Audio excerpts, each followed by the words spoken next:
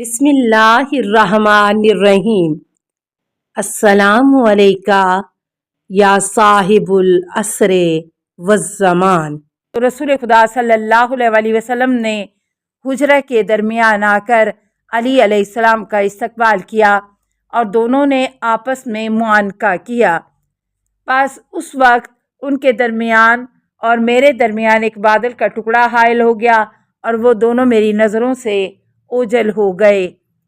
جب بادل ان دونوں سے زائل ہوا تو میں نے دیکھا کہ رسول خدا صلی اللہ علیہ وسلم کے ہاتھ میں سفید انگوروں کا خوشہ ہے۔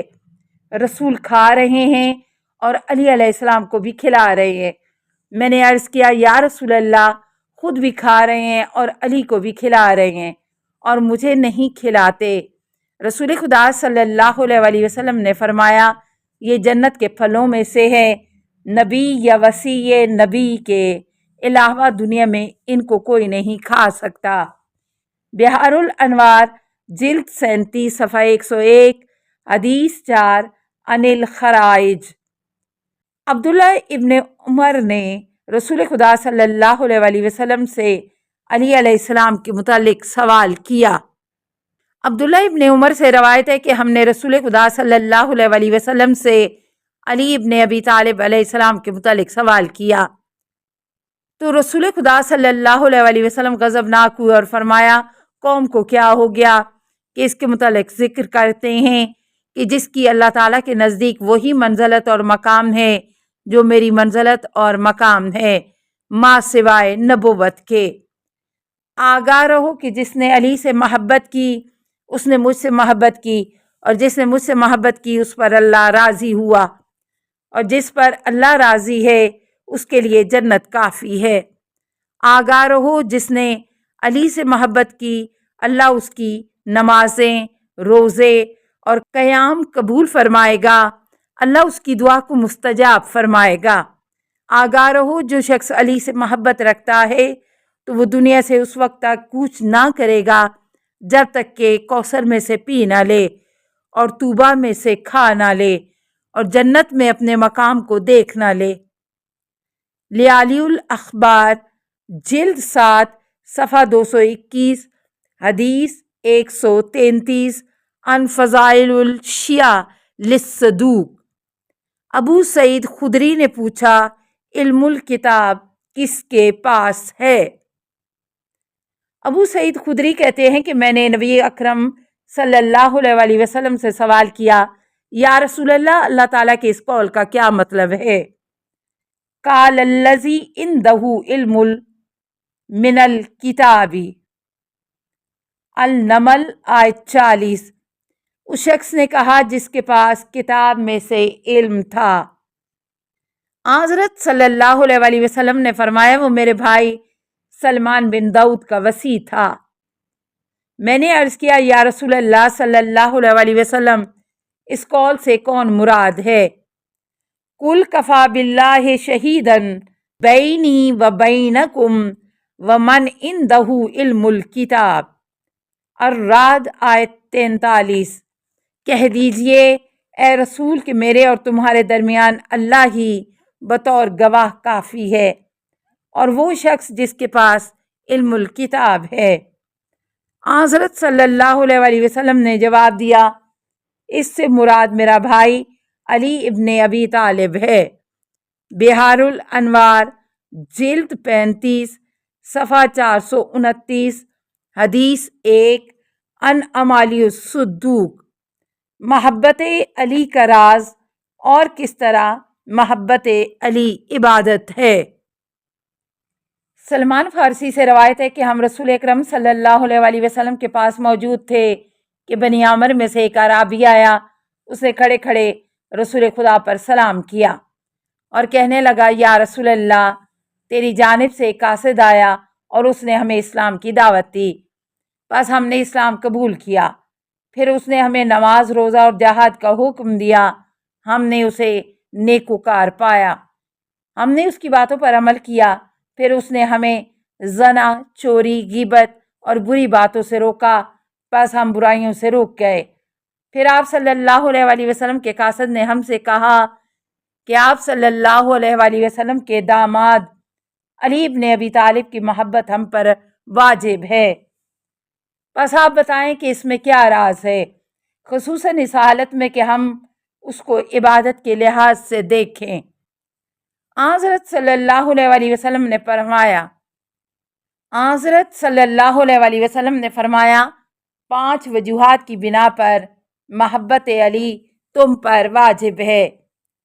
نمبر 1، جنگ بدر سے فراغت کے بعد میں محو آرام تھا کہ مجھ پر جبرائیل نازل ہوا اور کہنے لگا اللہ تعالیٰ آپ پر سلام بھیجتے ہیں اور بعد السلام ارشاد خداوندی ہے کہ آج کے دن علی کے ارد گرد ملائکہ کی صفیں تھیں، اور جب علی نعرہ تکبیر بلند کرتا تھا تو ملائکہ بھی اس کے ساتھ تکبیر بلند کرتے تھے، اور مجھے عزت و جلال کی قسم میں کسی کو دوست نہیں رکھوں گا مگر وہ جو علی کو دوست رکھے، اور کسی سے بغض نہیں رکھوں گا مگر جو علی سے بغض رکھے۔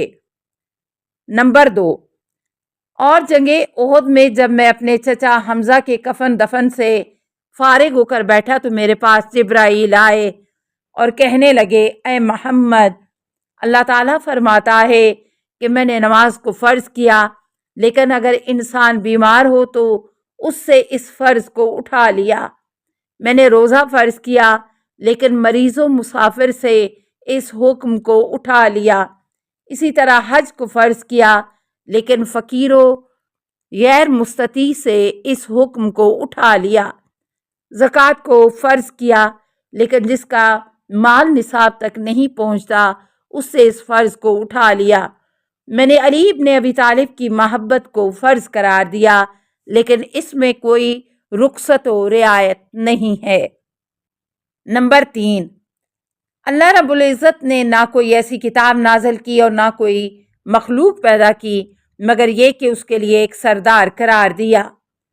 پس قرآن تمام کتابوں کی سردار ہے اور جبرائیل تمام ملائکہ کا سردار ہے، یا یہ فرمایا اسرافیل تمام ملائکہ کا سردار ہے، میں تمام انبیاء کا سردار ہوں اور علی تمام اوصیاء کا سردار ہے۔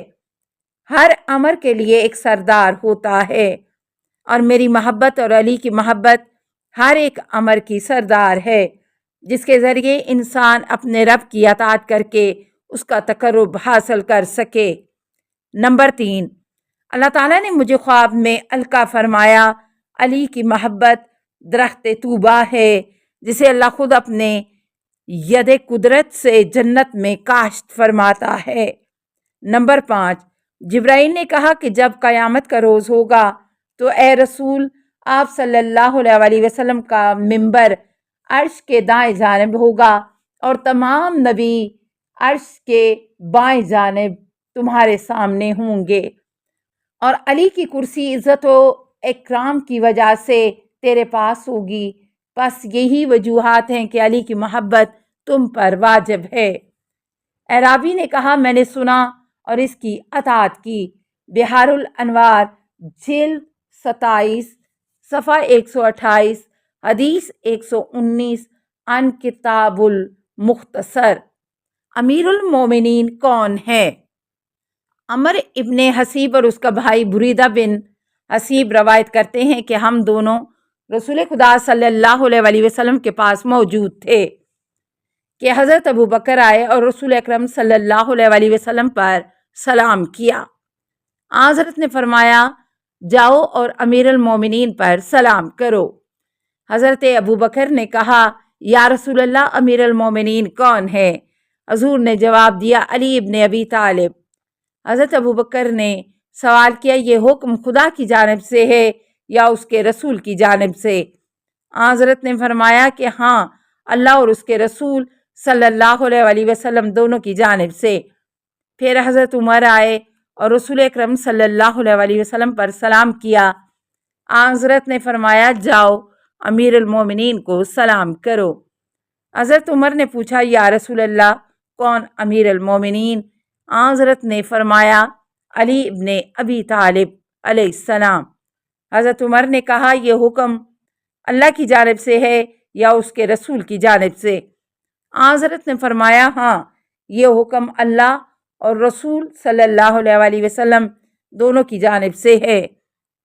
بہار الانوار جلد 37 صفحہ 291 حدیث 4 عن امالی الشیخ الطوسی۔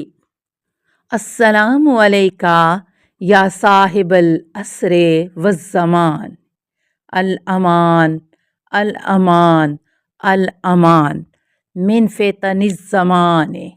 السلام علیکہ یا خلیفۃ الرحمن، السلام علیکہ یا امام الانس والجان، السلام علیکہ یا مظہر الایمان، السلام علیکہ یا شریک القرآن، السلام علیکہ یا قاطع البرہان، السلام علیکہ یا امام زماننا ھذا اجل اللہ فرجک وسہل اللہ مخرجک وظہورک، السلام علیکہ ورحمۃ اللہ۔ اللہم صلی علی محمد و آل محمد